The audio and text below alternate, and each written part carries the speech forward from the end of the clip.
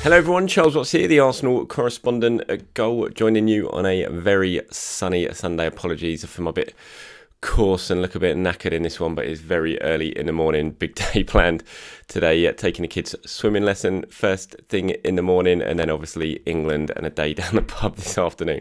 So thought I'd get this done bright and early, but unfortunately I haven't even had my coffee yet, so struggling a little bit to be a bit compos mentis. But anyway, I'll stumble through because I know I haven't done a video for a couple of days. I keep getting lots of message, when's your next video? So I thought I'd pop on and get this one done early doors. I'll post it a little bit later, so some of you watch it because I doubt many of you are even awake right now. Just to talk about a few things that are going on with Arsenal that's gone on in the last couple of days that I haven't got around to speaking about, so I'll go over that. Obviously, Bukayo Saka in action later today for England. Come on, England.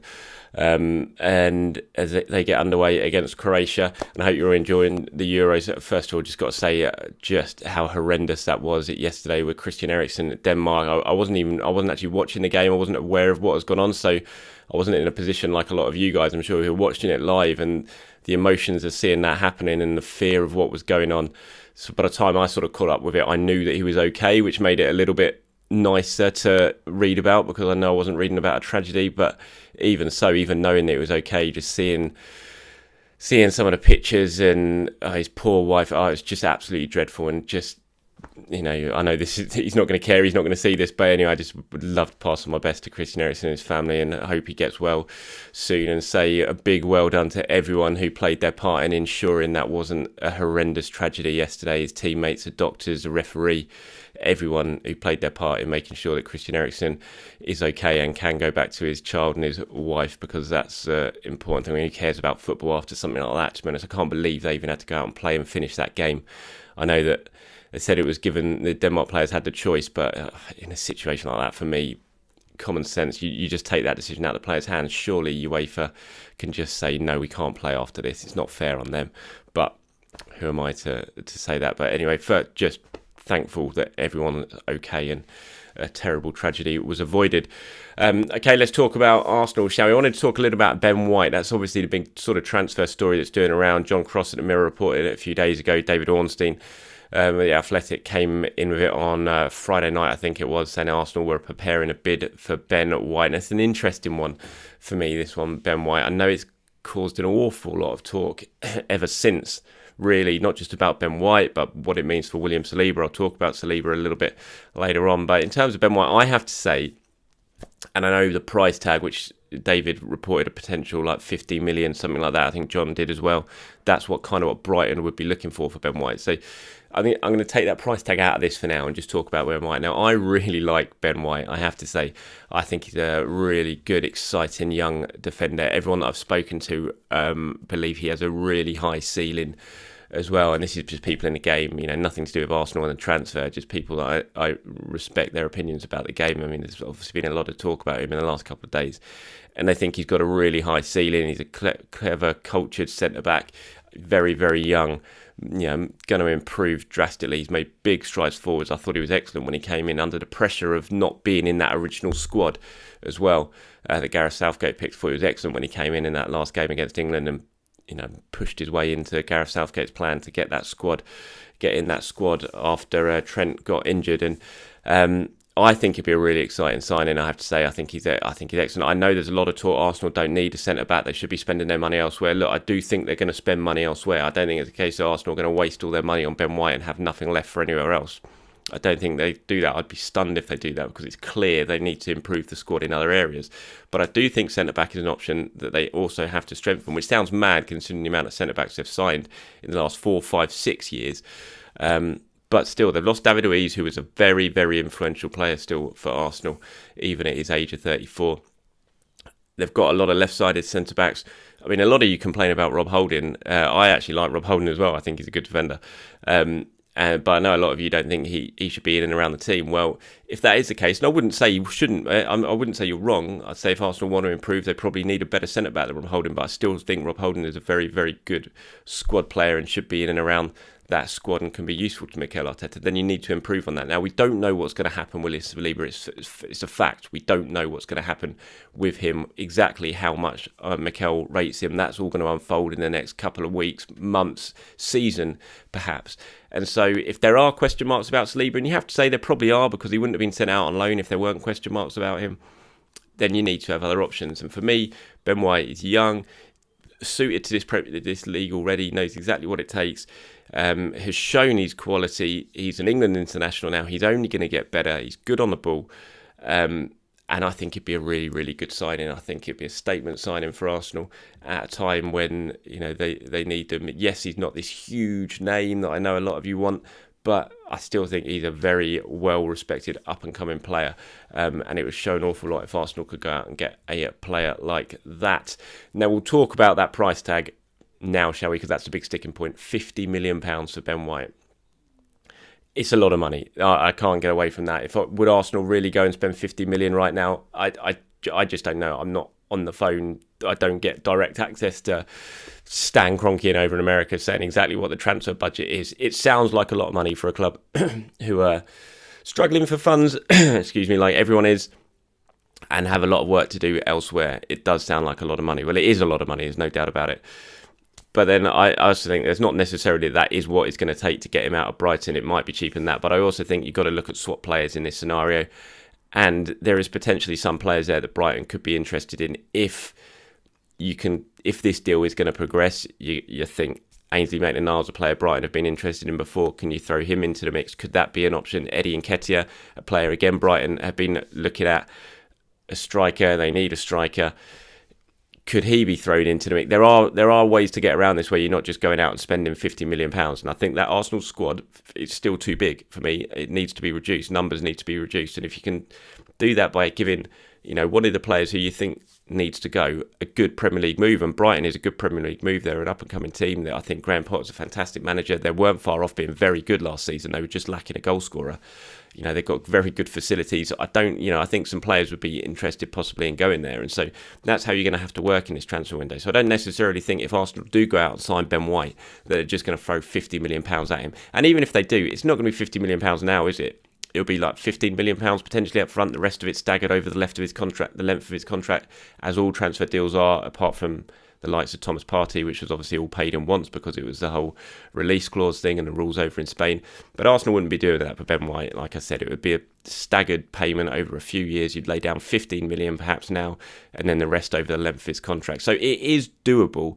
It's not a case of saying, no, 50 million is too much, they can't do it. It is doable, but I agree, it sounds like a lot of money to commit right now, here and now. But as I said, I think it'd be a very good signing. I think he's an excellent young centre-back, and I think Arsenal need to bring in another centre-back, despite what a lot of you guys have been saying, certainly on social media anyway, that the centre-backs department is well stocked. I still think you need to improve pretty much everywhere in this squad. If you want to get Arsenal back competing at the very, very best, then you've got to improve the squad, and I think Ben White improves this squad immeasurably if Arsenal sign him. So I would be behind this idea, and we'll have to wait and see now what happens with that one. So we'll talk about William Saliba. Obviously, his name, when this Ben White story broke on Friday, when David tweeted it was quite interesting that William Saliba immediately started trending on Twitter. And, there's this immense attachment, I know, between Arsenal fans and Saliba, that they want to see him be a success. There's such a frustration, which I absolutely understand, that Saliba has not played a game yet. Arsenal invested nearly £30 million in bringing him in, this top young centre-back from France, and he hasn't played. We don't even know if he's going to play this year. We think he is. The word is that I've been told, Arsenal have said it since they sent him out on loan in January, that he was still a big part of their plans. He'll be coming back this summer. As my understanding, in that hasn't changed. I know from Saliba's side that they still fully expect that he is coming back and he's going to be here playing pre-season and wants to be at Arsenal next season. And that, I believe, is still the plan. Nothing has changed, even with what's going on with Ben White. So I don't necessarily think Ben White coming means the end for Saliba, but obviously it does put a significant barrier in his way because he got another centre-back playing in a similar position, the right-sided centre-back. But I think, again, I go back to squad depth and the importance of having a good squad. You need top quality players. You need more than just a couple. This is what has let Arsenal down in the years. So I don't think we can, on one hand, say oh, Arsenal, we don't have enough quality players, the backup's not good enough, and then complain when they're trying to sign a top player, and that would mean that another, well, let's think, we think is a top player. We don't know, because not many of us have really seen him play too often. Well, none of us have seen him play in the Premier League, so we don't know that. But we can't complain when one player comes in and then it stops another player potentially playing as many minutes as we would have wanted. So I think, as I said, for me, it doesn't necessarily spell the end of William Saliba, Ben White coming in. I think you need a decent, strong squad. I don't think Arsenal at the moment need a massive squad, because they're not going to be playing too many games. But you need a decent, strong squad, and you've got obviously Gabriel and Pablo Mari can play as the left-sided centre backs, and if you sign Ben White, you've got Ben White and William Saliba and Callum Chambers, who can play as the right-sided centre-back, and Rob Holding as well. Obviously, Callum Chambers can play on the right-back. Would they both stay if someone came in? Perhaps you're looking at moving one of the players on there. I know Rob Holding has signed a new contract. I wouldn't necessarily rule out the fact that Rob Holding could go. You never know. Even very nearly went last year to Newcastle. And then you've got, Callum Chambers. Do you keep Callum? There's opportunities there to move players on potentially if you have to. So I don't necessarily think that Ben White coming in means the end for William Saliba. So I think we have to be a little bit patient on that one. Obviously, England in action today. Lovely sun's out. Like I said, I'm going to be heading down the pub pretty much as soon as this kid's swimming lesson is finished earlier this morning, to look out for that one. And Bukayo Saka hopefully going to be involved in that. So I'm just bringing something up on my computer here. Will Saka start? Don't know. Probably not, but hopefully we'll be involved. He certainly did enough in those warm-up games, the one warm-up game when he scored the winner, to suggest that he can make a real difference for Gareth Southgate in these Euros, and it'd be great to see him start. Granit Xhaka obviously starting yesterday with a 1-1 draw against Wales. Still no news on Xhaka. He was talking before the game about the transfer stuff, and he seemed to be suggesting by that the fact that this hasn't happened now, he's going to wait till the end of the tournament to get this sorted, because he said he doesn't want any sort of distraction. So the Granit Xhaka to Roma thing might have to rumble on for a while yet, because no fee was agreed before the tournament started, and so it might have to rumble on a little bit. Even if it gets agreed kind of in principle during the tournament, we might have to wait before it's finalised until the end of it, when he can get over and do a medical and all that sort of stuff. Daniel X Takeover has been murmuring on again. Lots of talk about this second bid coming in. I'm not sure if it has happened or not. Talk of a plus £2 billion offer from Daniel X. As far as I'm aware, though, I still don't think it's going to make any difference. Dan Kroenke, his position remains the same as it always does. Arsenal insistent that KSC have absolutely no intention of selling to Daniel Ek or to anyone. So for all of you getting excited about the £2 billion offer that is apparently either in or on the way in, then I think you'll need to lessen that excitement a little bit, because I think it's going to take something spectacular for Stan Kroenke to decide to sell Arsenal. I'm not sure £2 billion is going to be enough to do that. Just going back to the transfers, and kind of what I was talking about with the sort of 50 million to Ben White, and the fact that they will spend money elsewhere, and it won't just be the fact that we'll be blowing an entire transfer budget on Ben White, like I was talking about, because a lot of you have been talking or asking questions about this to me. How are Arsenal going to do it? How are they spending that sort of money on Ben White and not spending it elsewhere? Like I said, they're going to spend money this summer. They have to. There's an acceptance that they need to improve the squad. It's not going to be 50 million on Ben White and that's it. Like I said, there's different ways of structuring these deals. It's not a case of spending all that money up front. You probably commit 15 million to Ben White, as I said, first of all, if you get that signing. Then the other place is attacking midfielder, central midfielder, striker if you want, right back to replace Hector. You can spread all these. If you're bringing in 4 or 5 players, which I wouldn't be surprised if that's what Arsenal do, you structure it easy. So you only sort of outlay in this summer, your outlays 50, 60 million. Now, Arsenal have obviously got that loan from Barclays, which is going to be helping. We don't know exactly how much it's going to be helping, but it will be helping. There's no doubt about it. Certainly the money up front this summer for transfers as well. There's going to be plenty of players moved on. Admittedly, you're not getting all that money in at once, but it's still in the bank, and you know how much you've got coming in over the next few years, so you can commit more. Joe Willock, I've talked about, huge decision to be made on Joe Willock. You're potentially looking at a £30 million player there if you can get the deal done, and you get the deal done right.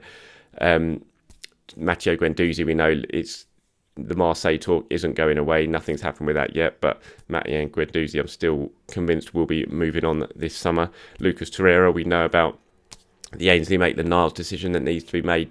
Reece Nelson, Eddie Nketiah, Hector Bellerin. There's so much potential money there to come in that it's going to help in terms of spending money this summer. So just calm down on the whole. It's Ben White and nothing else. It's not going to be that case. Even if Arsenal do go out and spend this sort of money on Ben White, I'm convinced they will still spend money elsewhere. They know that the squad needs to be improved in certain areas, and they will go out and do that. I think the Cronkies are in a difficult situation this summer, given the protests, given the interest from Daniel Ek. I think they know they've got to do something this summer. I'm not saying they're going to be paying it themselves, because clearly they're not, because they don't put any of their own money in, and that's never going to change. They're going to find ways of freeing up money, which is like we've seen with this Bartley's loan.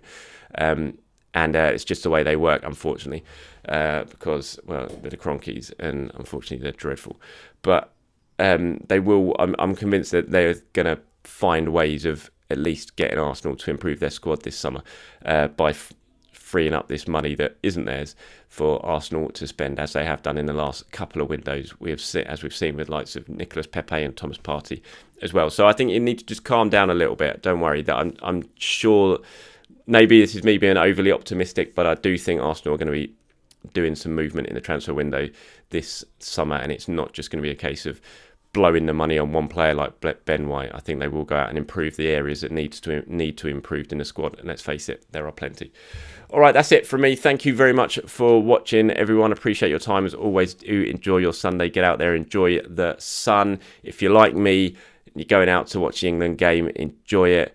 Fingers crossed we get off to a decent start, and let's hope for a Bukayo Saka masterclass at Wembley. Until then, everyone, wherever you're watching around the world, have a good day. I'll speak to you very soon.